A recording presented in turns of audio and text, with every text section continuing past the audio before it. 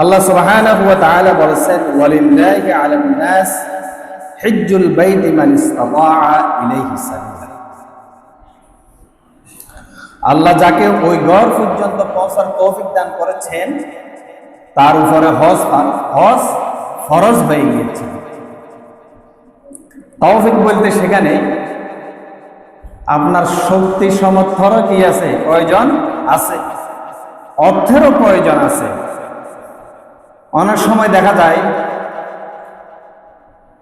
তার বয়স হইতে হইতে যখন একদম রোগা হয়ে যায়, সামর্থ্য কিন্তু আরো 10-20 বছর আগে থেকে হয়েছে, বলে যে আমার তো ছেলে সবাই চাকরি বাকরি হয় নাই, মেয়ে সবাইকে বিয়ে শাদী দেই নাই, আমার এখনো হজ করার কি হয় নাই, সময় হয় নাই, ওই জন্য আমি আর হজ করতে পারতেছি না, আমার আরেকটু কি হোক, বয়স হোক। বয়স হইতে হইতে এমন বয়স হয়েছে আর হাঁটা চলা করতে পারে না, ওই সময় বলে যে আমি একটু হজ করেই আসি।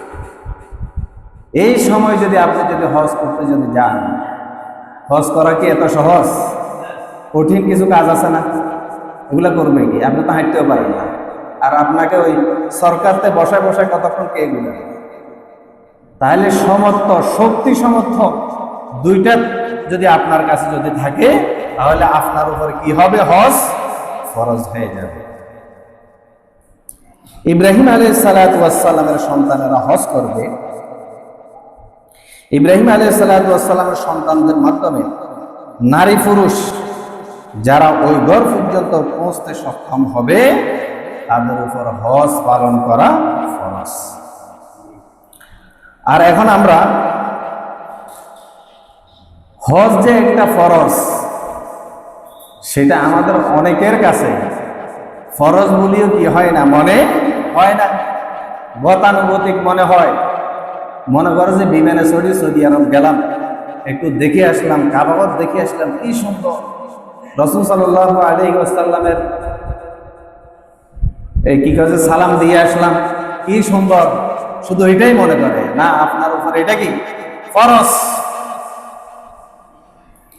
আমরা নামাজ যখন ফরজ হয়, নামাজের আমরা পড়ি।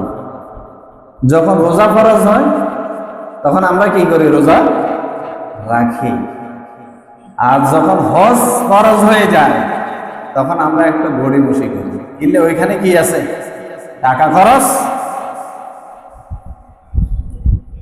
আল্লাহ রাব্বুল আলামিন বলেছেন, ওয়ালিল্লাহি আলান নাসি হিজ্জুল বাইতি মান ইসতাতাআ ইলাইহি সাবিলা। আমার বান্দারা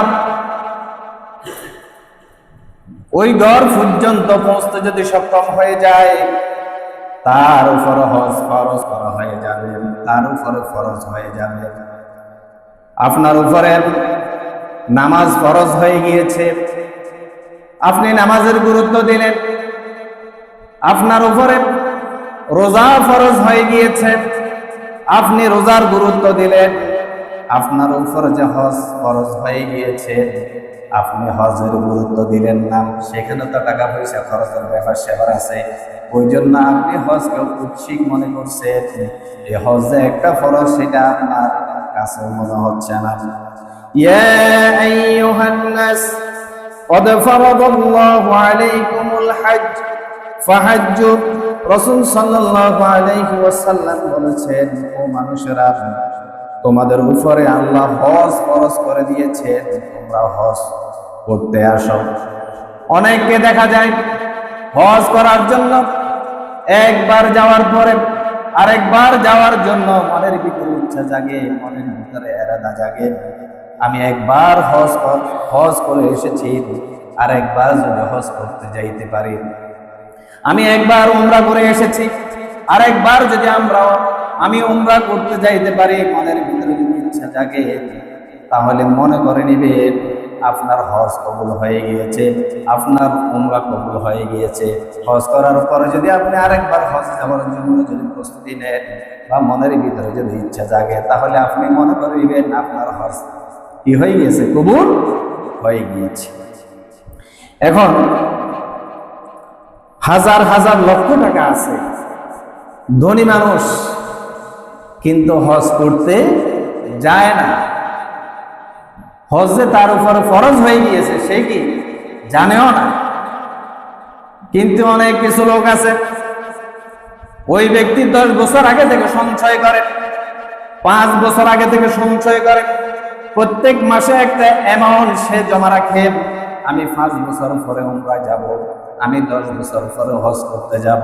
তার মনের ভিতরে ইচ্ছা জাগে আমি হজ করব। কিন্তু ওই ব্যক্তি দুনিয়া হাজার হাজার কোটি টাকার মালিক, সে চাইলেও প্রত্যেক বছর হজ করতে পারে, কিন্তু একবারের জন্য যায় না।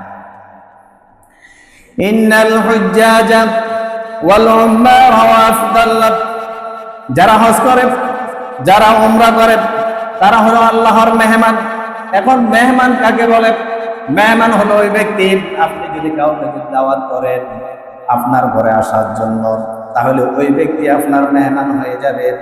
আর যদি কোনো ব্যক্তি যদি আপনার বাড়িতে যায়, যদি আপনাকে বলে আমি আপনার মেহমান হতে চাই, আমি আপনার ঘরের ভিতরে আসতে চাই, আপনি যদি তাকে অনুমতি দেন, সে আপনার কি হয়ে যাবে? মেহমান হয়ে যাবে। আর আল্লাহ রাব্বুল আলামিন আমাদেরকে কাবা ঘরের মেহমান হওয়ার জন্য দাওয়াত দিয়েছেন। আল হুজ্জাজা ওয়াল উমরা আফদাল্লাহ, যে ব্যক্তি হজ করবে, যে ব্যক্তি উমরা করবে, সেগুলো হলো আল্লাহর মেহমান। সেগুলো কার মেহমান? আল্লাহর মেহমান। আল্লাহ রাব্বুল আলামিন বলেছেন, ইন্না আউওয়ালা বাইতিন উদিআ লিন-নাসি লাল্লাযী বিবাক্কাতা মুবারাকান ওয়া হুদাল লিল-আলামিন। নিঃসন্দেহে সর্বপ্রথম আল্লাহ রাব্বুল আলামিন মানুষদের ইবাদত করার জন্য ঘর নির্মাণ করেছেন, কাবা ঘর। এই ঘর নির্মাণ করেছেন পৃথিবীর, এই পৃথিবীর সৃষ্টি হওয়ার 2000 বছর আগে আল্লাহ রাব্বুল আলামিন ফেরেশতাদের মাধ্যমে তাম পৃথিবীর মাঝখানে একটি কাবা ঘর নির্মাণ করলেন। তখন আপনার আসমান সৃষ্টি হয় নাই, জমিন সৃষ্টি হয় নাই, চন্দ্র সূর্য কোনো কিছু সৃষ্টি হয় নাই। পৃথিবীর সৃষ্টি হওয়ার 2000 বছর আগে আল্লাহ রাব্বুল আলামিন কাবা ঘর পৃথিবীতে নির্মাণ করলেন। তারপরে আদম আলাইহিস সালাতু ওয়াস সালামকে যখন জান্নাত থেকে বের করে দিলেন, ওয়া আদামুসকুন আরদা ওয়া যাওজাল জান্নাতা ফাকুলা মিনহা রাগাদান হাইসু শিতুমা। আল্লাহ রাব্বুল আলামিন বলেছেন, হে আদম, তুমি তোমার স্ত্রী জান্নাতের ভিতরে থাকো, যেখানে মন চাই সেখানে যাও, যেখানে মন চাই সেখানে ঘোরাফেরা করো, কিন্তু ওই গাছের কাছে যেও না। যখন আদম আলাইহিস সালাতু ওয়াস সালাম জান্নাতের ওই গাছের তলায় গিয়েছিল, আল্লাহ রাব্বুল আলামিন তাদেরকে জান্নাত থেকে বের করে দিয়েছেন। আদম আলাইহিস সালাতু ওয়াস সালাম যখন পৃথিবীতে চলে আসলেন, আল্লাহ রাব্বুল আলামিন তাকে নির্দেশ করলেন, ফেরেশতারা বলে দিয়েছেন, আল্লাহ রাব্বুল আলামিন নির্দেশ করলেন ওই জায়গার ভিতরে তুমি কাবা ঘর নির্মাণ করো। ফেরেশতারা কাবা ঘরের ভিটা দেখাই দিয়েছেন, সেখানে দ্বিতীয়বার আদম আলাইহিস সালাতু ওয়াস সালাম কাবা ঘর নির্মাণ করলেন। তৃতীয়বার ঘর নির্মাণ করলেন শীশ আলাইহিস সালাতু ওয়াস সালাম। নূহ আলাইহিস সালাতু ওয়াস সালামের ফলাফলের সময় وقال نوح رب لا تذر على الأرض من الكافرين ديارا। নূহ আলাইহিস সালাতু ওয়াস সালামের জাতিরা যখন অবাধ্য হয়ে গিয়েছিল, নূহ আলাইহিস সালাতু ওয়াস সালাম আল্লাহর কাছে দোয়া করেছিল, এই জাতিকে আপনি ধ্বংস করে দেন। ইন্নাকা ইন তাযরহুম ইউদিল্লু ইবাদাকা ওয়া লা ইয়ালিদু ইল্লা ফাজিরান কাফফারা। এদেরকে এমন ভাবে ধ্বংস করে দিবেন, এদের আন্ডা বাচ্চা যা আছে সবগুলোকে আপনি ধ্বংস করে দেন। এদের আন্ডা বাচ্চাও যদি বেঁচে থাকে, সে আপনার বিরুদ্ধে আচরণ করবে। নূহ আলাইহিস সালাতু ওয়াস সালামের প্লাবনের সময় কাবা ঘর ধ্বংস হয়ে গিয়েছিল। ইব্রাহিম আলাইহিস সালাতু ওয়াস সালাম যখন আসলেন, ইব্রাহিম আলাইহিস সালাতু ওয়াস সালামের সময় আল্লাহ রাব্বুল আলামিন ইব্রাহিমকে অর্ডার করলেন, ওয়া ইয ইয়ারফাউ ইব্রাহিমুল কাওয়াইদা মিনাল বাইতি ওয়া ইসমাঈল। ইব্রাহিম রে, তোমরা বাপ বেটা দুইজন মিলে আমার ঘর নির্মাণ করো। নূহ আলাইহিস সালাতু ওয়াস সালামের সময় যখন প্লাবন হয়েছিল, প্লাবনের সময় কাবা ঘর ধ্বংস হয়ে গিয়েছিল, তখন ইব্রাহিম আলাইহিস সালাতু ওয়াস সালাম সেই কাবা ঘর নির্মাণ করার জন্য আসলেন। ফেরেশতারা তাকে দেখাই দিয়েছে কাবা ঘর কোথায় নির্মাণ করবেন।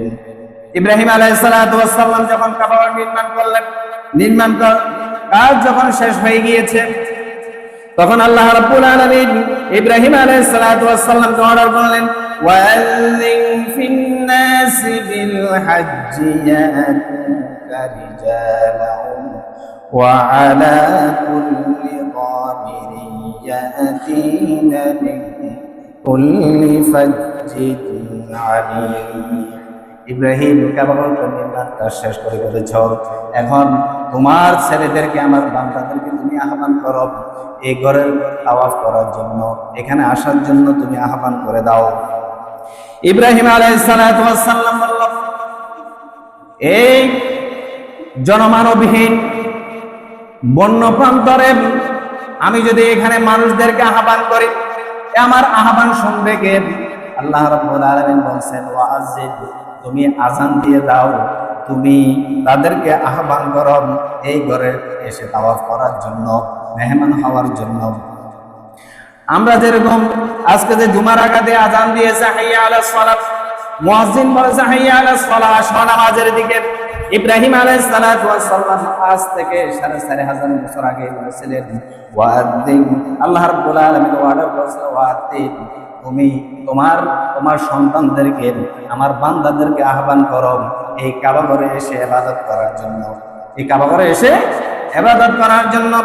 ইব্রাহিম আলাইহিস সালাতু ওয়াস সালাম তখন আল্লাহ রাব্বুল আলামিনকে বলেছিল, রব্বুল আলামিন, এই জনমানবহীন বন্য প্রান্তরের ভিতরে এখানে আমি আর আমার স্ত্রী এবং আমার ছেলে ইসমাইল, আমরা তিনজন ছাড়া তার কেউ নাই, আমার আহ্বান শুনবে কে?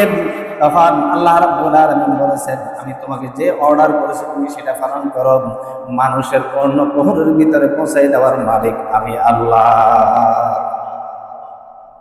ইব্রাহিম আলাইহিস সালাতু ওয়াস সালাম তখন কানের ভিতরে হাত দিয়ে বলেছিলেন, আইয়ুহান নাস ইতুনি ইলা বাইতিল্লাহিল হজ, ও মানুষ সকল, তোমাদেরকে আল্লাহ রাব্বুল আলামিন এই ঘরে ইবাদত করার জন্য, এখানে আসার জন্য আহ্বান করেছি, তোমরা এই ঘরে আসো। ইব্রাহিম আলাইহিস সালাতু ওয়াস সালামের আওয়াজটা তখন এত বুলন্দ করে দিয়েছিল যে তখনকার মানুষ, সারা পৃথিবীতে যত মানুষ ছিল সবাই কানের ভিতরে, সবার কানের ভিতরে ইব্রাহিম আলাইহিস সালাতু ওয়াস সালামের আওয়াজকে পৌঁছে দিয়েছেন। বলেন সুবহানাল্লাহ। শুধু তখনকার মানুষ যারা পৃথিবীতে ছিল শুধু তারা নয়, যারা মায়ের পেটের ভিতরে ছিল, 1 মাসের মায়ের পেটে ছিল, 2 মাসের ছিল, 10 মাসের ছিল, এবং কি যখন আপনার প্রসব বেদনায় যখন বাচ্চা বেরিয়ে আসতেছিল, ওই অবস্থায় যে মানুষগুলো পেটে ছিল, পেট থেকে আসতেছিল, ওই মানুষগুলোর কানের ভিতরে ইব্রাহিম আলাইহিস সালাতু ওয়াস সালামের আওয়াজ আল্লাহ রাব্বুল আলামিন পৌঁছে দিয়েছে।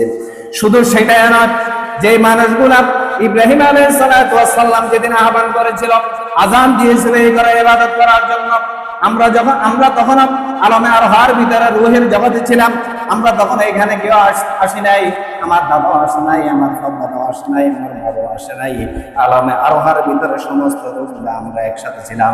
তখন থেকে কিয়ামত পর্যন্ত যত রূহগুলা পৃথিবীতে আসবে, সমস্ত রূহগুলার কানের ভিতরে ইব্রাহিম আলাইহিস সালাতু ওয়াস সালামের সেই আহ্বানকে আল্লাহ রাব্বুল আলামিন পৌঁছে দিয়েছেন। যখন ইব্রাহিম আলাইহিস সালাতু ওয়াস সালামের আহ্বানে যে ব্যক্তি লাব্বাইক আল্লাহুম্মা লাব্বাইক বলেছেন, ওই ব্যক্তি কিয়ামত পর্যন্ত, কিয়ামত রাত পর্যন্ত পৃথিবীতে আসলে ওই ব্যক্তি কাবা ঘর তাওয়াফ করার সুযোগ পায়। বলেন সুবহানাল্লাহ। যে ব্যক্তি ইব্রাহিম আলাইহিস সালাতু ওয়াস সালামের আহ্বানে সাড়া দেন নাই, সুখ ছিল, ওই ব্যক্তি কখনো হজ করতে পারবে না। যে ব্যক্তি ইব্রাহিম আলাইহিস সালাতু ওয়াস সালামের আহ্বানে লাব্বাইক আল্লাহুম্মা লাব্বাইক বলেছিল, একবার বলেছিল, সেই ব্যক্তি একবার হজ করতে পারবে। যে ব্যক্তি ইব্রাহিম আলাইহিস সালাতু ওয়াস সালামের আহ্বানে সাড়া দিয়ে লাব্বাইক আল্লাহুম্মা লাব্বাইক 2 বার বলেছে, ওই ব্যক্তি হজ করার জন্য 2 বার যেতে পারবে। যে ব্যক্তি ইব্রাহিম আলাইহিস সালাতু ওয়াস সালামের আহ্বানে সাড়া দিয়ে আরো কয়েকবার বলেছে, 10 বার বলেছে, ওই ব্যক্তি 10 বার পর্যন্ত হজ করতে যেতে পারবে। সুবহানাল্লাহ। আর যে ব্যক্তি সুখ ছিল, ওই ব্যক্তি হজ করতে যাইতে পারবে না। ইব্রাহিম আলাইহিস সালাতু ওয়াস সালাম আল্লাহ রাব্বুল আলামিনের নির্দেশে যখন কাবা ঘর নির্মাণ করলেন 4th নম্বরে, এই পর্যন্ত কাবা ঘর নির্মাণ হয়েছিল 12 বার। কয়বার? ইব্রাহিম আলাইহিস সালাতু ওয়াস সালাম 4th বার যখন কাবা ঘর নির্মাণ করেছিলেন, নির্মাণ করার পর আল্লাহ রাব্বুল আলামিন অর্ডার করেছে, ওয়াজিন ফিন নাস বিল হাজ্জি জালা, তুমি মানুষদের কাছে কি করে দাও? আহ্বান করে দাও। ইব্রাহিম আলাইহিস সালাতু ওয়াস সালাম তখন বলেছিল, আমার এই আওয়াজ আর শুনবে কে? এখানে তো কেউ।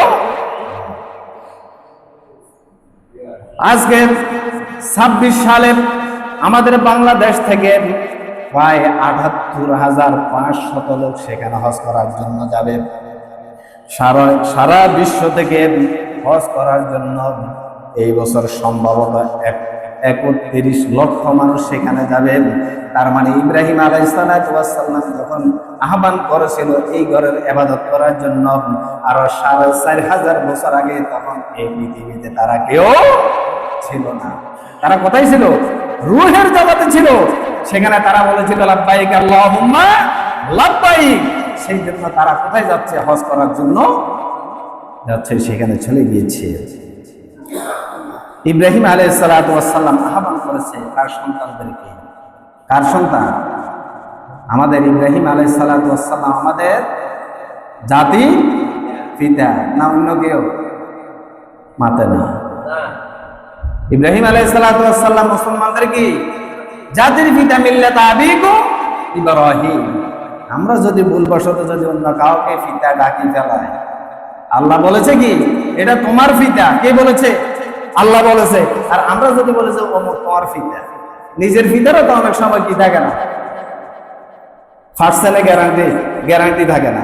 আর যেখানে আল্লাহ বলেছেন অমুক তোমার পিতা, তাহলে সেখানে আর কোনো কিছু আসেনি না। কোরআন শরীফের ভিতরে আল্লাহ বলেছেন মিল্লাত আবিকুম ইব্রাহিম। সারা পৃথিবীর মুসলমানদের জাতির পিতাকে ইব্রাহিম আলাইহিস সালাম। ইব্রাহিম আলাইহিস সালাম তার সন্তানদেরকে কি করেছিলেন? আহ্বান করেছিলেন কাবাঘরকে কি করার জন্য? কাবাঘরের ইবাদত করার জন্য। সাল্লাল্লাহু আলাইহি ওয়াসাল্লাম বলেছেন মান আতা হাযাল বাইত ফালাম ইয়ারফুত ওয়া লাম ইয়ামসুক ওয়াজাকা ইয়াউমি ওয়ালাদাতহু উম্মুহু। যে ব্যক্তি হজ করতে যাবে, হজ করে বাড়িতে চলে আসবে, বাড়িতে এমন ভাবে আসবে যে ব্যক্তি মায়ের পেট থেকে সবেমাত্র দুনিয়া থেকে এসেছে, যে ব্যক্তির কোনো গুনাহ নাই, ওই বাচ্চার যেরকম গুনাহ নাই। যে ব্যক্তি হজ করে আসবে, আল্লাহ রাব্বুল আলামিন তার জীবনের সমস্ত গুনাহকে মাফ করে দিয়ে একদম মাসুম বানিয়ে দিবেন। বলুন সুবহানাল্লাহ। তাইলে হজ করার প্রয়োজন আছে কিনা? আপনি যখন হজ করতে যাবেন, সেখানে আপনি 1 মাস থাকবেন, 40 দিন থাকবেন, সেখানে কারোর সাথে ঝগড়া জারি করার কোনো মানুষ পাবেন? কিছু পাবেন না। কারোর সাথে ঝগড়াও করতে পারবেন না। তারপরে যাই কথা কুকথাও কি সেখানে বলতে পারবেন না। শুধু ইবাদত বন্দেগীর ভিতরে আপনি সেখানে থাকবেন, ইবাদত বন্দেগীতে থাকবেন, 5 ওয়াক্ত নামাজ পড়বেন জামাতের সাথে। আপনি যখন 40 দিন 30 দিন পর্যন্ত সেখানে থাকবেন, কাবাঘর তাওয়াফ করবেন, আল্লাহ রাব্বুল আলামিনের কাছে আপনি গুনাহের জন্য দোয়া করবেন, মাগফিরাতের জন্য দোয়া করবেন। আল্লাহ রাব্বুল আলামিন আপনার জীবনের সমস্ত গুনাহ কি করে দিবেন? মাফ করে দিবেন। রাসূল সাল্লাল্লাহু আলাইহি ওয়াসাল্লাম বলেছেন যে ব্যক্তি হজ যাবে, হজ থেকে বাড়িতে আসবে, ওই ব্যক্তিকে একদম মাসুম হিসাবে, যেই ব্যক্তি দুনিয়াতে সবেমাত্র কি আসছে, মায়ের পেট থেকে আসলে এরকম কোনো বাচ্চার কি গুনাহ থাকে? এরকম বাচ্চার কলবের ভিতরে, আমল নামার ভিতরে কি থাকে না? গুনাহ থাকে না। আল্লাহ সুবহানাহু ওয়া তাআলা ওই হাজীদের আমল নামার ভিতরে একদম কি থাকবে না? গুনাহ থাকবে না, একদম বেগুনাহ মাসুম করে দিবেন। সুবহানাল্লাহ।